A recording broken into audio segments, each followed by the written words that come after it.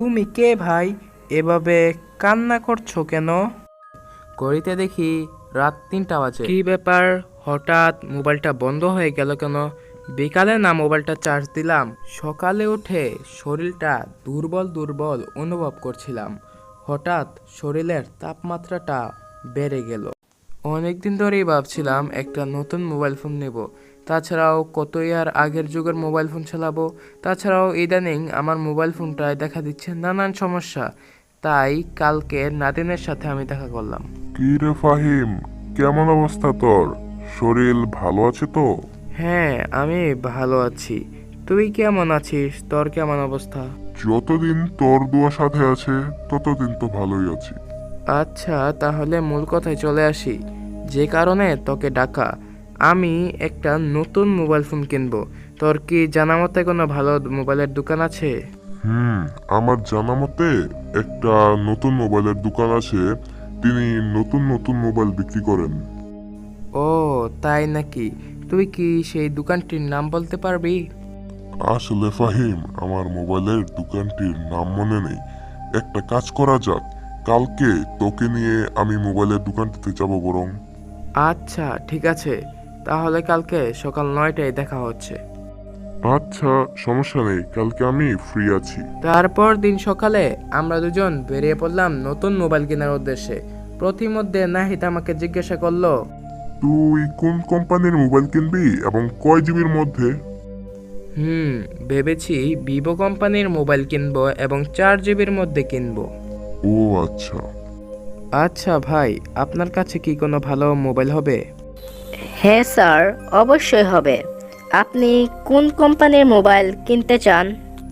আপনার কাছে কি কোনো ভালো ভিভো কোম্পানির মোবাইল হবে? অবশ্যই হবে স্যার। কয় জিবির মধ্যে দিব? আপনি আমাকে ভিভো কোম্পানির 4 জিবি র্যামের একটা মোবাইল দেন। আমি নতুন মোবাইলটা নিয়ে বাড়ি চলে আসলাম।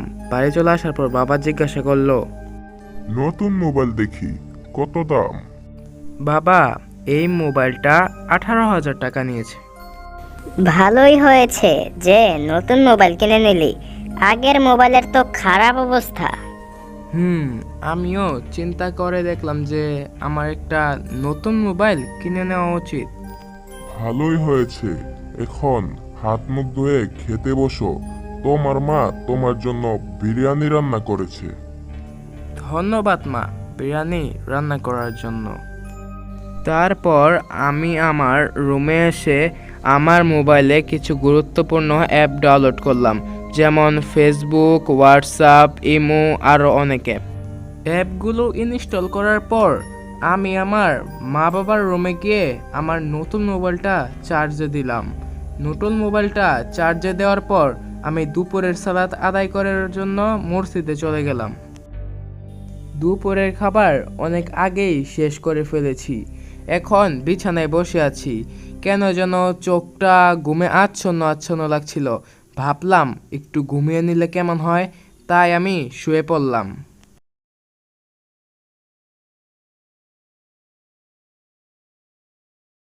ঘুম থেকে উঠে আমি বাড়ির ছাদে চলে গেলাম হাঁটাহাঁটি করার জন্য।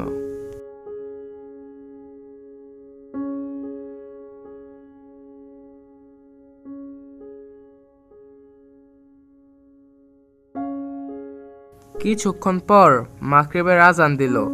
আমি নিচে চলে গেলাম মাগরিবের সালাত আদায় করার জন্য। মাগরিবের নামাজ আদায় করার পর আমি আমার বাবা মার রুমে এসে মোবাইলটা চার্জিং থেকে নিয়ে নিলাম। দেখলাম মোবাইলে 100% হয়েছে।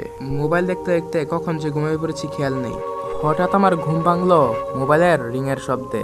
ঘড়িতে দেখি রাত 3টা বাজে।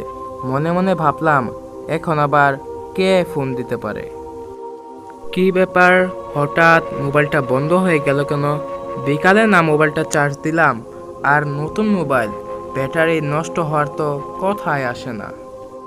তারপর হঠাৎ মোবাইলটা অন হয়ে গেল। ভাবলাম পাওয়ার বাটনে লেগে মনে হয় মোবাইলটা অফ হয়ে গেছে। এই ভেবে আমি ঘুমিয়ে পড়লাম। সকালে উঠে শরীরটা দুর্বল দুর্বল অনুভব করছিলাম। হঠাৎ শরীরের তাপমাত্রাটা বেড়ে গেল।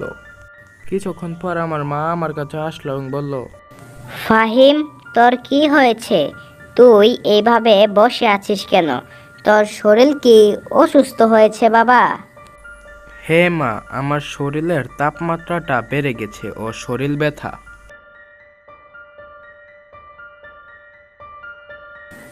আজকেই কি তোর জ্বর হলো?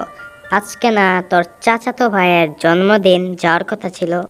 অসুস্থতা কি আর বলে আসে? তখনই আমার বাবা আমার রুমে প্রবেশ করলেন। আচ্ছা, ফাহিমের কি হয়েছে? আরে দেখো না, আজকেই ফাহিমের জ্বর হলো। আরে অসুস্থতা কি আর বলে কয়ে আসে? ফাহিম যেহেতু অসুস্থ, তাহলে তো আর জন্মদিনে যাওয়া হলো না।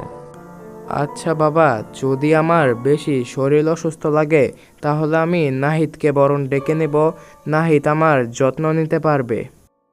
আরে না, সে তোমার যত্ন নিতে পারবে না, আমরা বরং থেকে যাই। বাবা সমস্যা নেই, নাহিদ আমার যত্ন নিতে পারবে, তোমরা নিশ্চিন্তে যাও। আচ্ছা চলো, নাহিদ যখন আসছে আমরা যাই। তারপর আমার বাবা মা চলে গেলেন। কিছুক্ষণ পর নাহিদ আমার বাড়ি এসে পড়ল। নাহিদ আমার বাড়ি আসার পর আমি এবং নাহিদ মিলে ফাহিম অ্যানিমেশন চ্যানেলের কার্টুন ভিডিও দেখছিলাম। আমরা ভুতুরে পুকুরের পার্ট 4 দেখছিলাম। তখনই আমার চোখ পড়ল দেওয়াল ঘড়িতে। আমি তখন বললাম, এই নাহিদ, এখন তো সন্ধ্যা 6টা বেজে গেছে। কি বলছিস? এখন তো আমার বাড়ি চলে যেতে হবে, আর তোর তো আবার শরীর খারাপ। একটা কাজ কর, তুই আমার সাথে চলে আয়, আমার বাড়িতে থাক আজকে। না রে ভাই, তুই যা, আমি এখানেই থাকি। তোর শরীর অসুস্থ, তুই একা থাকতে পারবি না। না রে ভাই, আমার কিছু হবে না, তুই নিশ্চিন্তে চলে যা। আচ্ছা ভাই, তাহলে আমি যাই। যদি তোর রাত্রে শরীর খারাপ লাগে, তাহলে তুই আমার বাড়ি চলে আসবি। তুই যদি আমার বাড়ি চলে না আসতে পারিস, তাহলে আমাকে কল দিবি, আমি তোর বাড়ি চলে আসব। ঠিক আছে, তুই তাহলে নিশ্চিন্তে যেতে পারিস। তারপর নাহিদ তার বাড়ি চলে গেল। আমারও ঘুম ঘুম লাগছিল, তাই আমি ভাবলাম ঘুমিয়ে পড়ি, শরীরটা হয়তো ভালো লাগবে। তুমি কে ভাই? এভাবে কান্না করছো কেন? তুই আমার মোবাইল ব্যবহার করার সাহস পেলি কিভাবে? তোকে আমি মেরে ফেলবো। তুই কিভাবে সাহস পেলি আমার মোবাইল ব্যবহার করার? তোকে আমি জ্যান্ত চিবিয়ে গিলে খাবো।